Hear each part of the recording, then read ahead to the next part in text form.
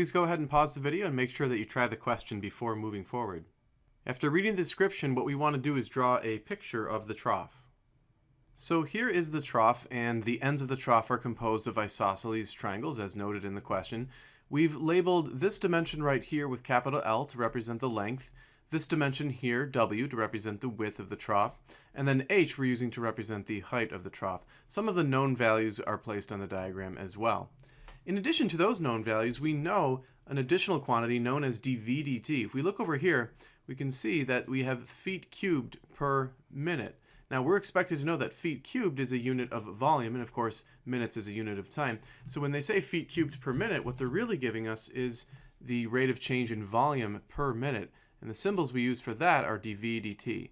So in essence, we can say that dV dt is equal to 12 feet cubed per minute. Now that means it's going to be useful to come up with a formula for volume.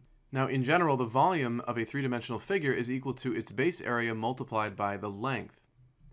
We can see that the shape of the base, or actually bases, because there are two of them, are those isosceles triangles.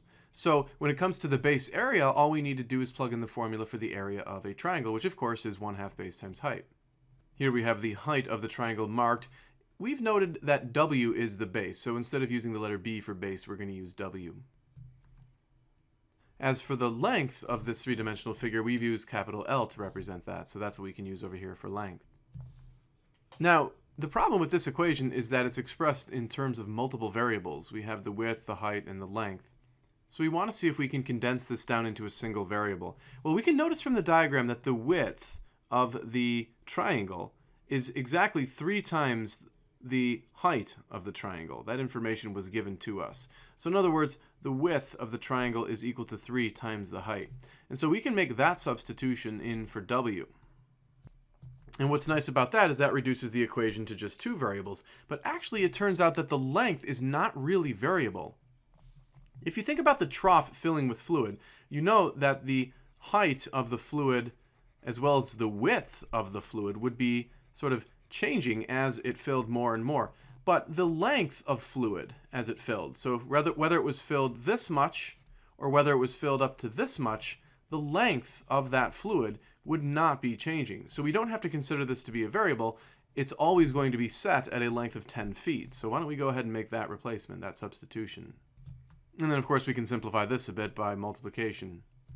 Now once we have our volume equation in terms of a single variable, we're going to differentiate it with respect to time. Why don't we clean up the workspace first? When we differentiate the left side of this equation, it becomes dV dt. And then the right side, we're going to use a power and chain rule. So for the power rule, we pull that down, multiply by 15, we get 30, h subtract 1 to get h to the first. And then by chain rule, we have to multiply by the derivative of h with respect to time, which would be dh dt. Now, going back to the question, we can see it's asking how fast is the water level rising? How fast is the water level rising? Well, look through these terms in the equation and ask yourself which one is it actually asking us to solve for. And of course, the water level is the same thing as the height. And since it's asking how fast is that height changing, we're being asked to solve for dh dt. So we can divide both sides of this equation by 30h in order to isolate the dh dt term. And once we've done that, it's simply a matter of plugging in the known values. We've already stated that dV dt is equal to 12 feet cubed per minute. The height was also stated. It says when the water is 6 inches deep. So the only thing you have to be careful about that is that that's given in inches. Of course, 6 inches is 1/2 of a foot. So when we plug in the height, we just have to make sure to use 1/2 of a foot. So there we've filled in the known values. And so we should end up with 12 over 15, which reduces to 4/5. And then it's a rate of change in height per time unit, so we would have feet per minute in this case. And there is the answer. So thanks for watching this video. If you like it, please subscribe to the channel and stay tuned for additional videos. Also, if you have a question of your own, feel free to submit it to the following email address.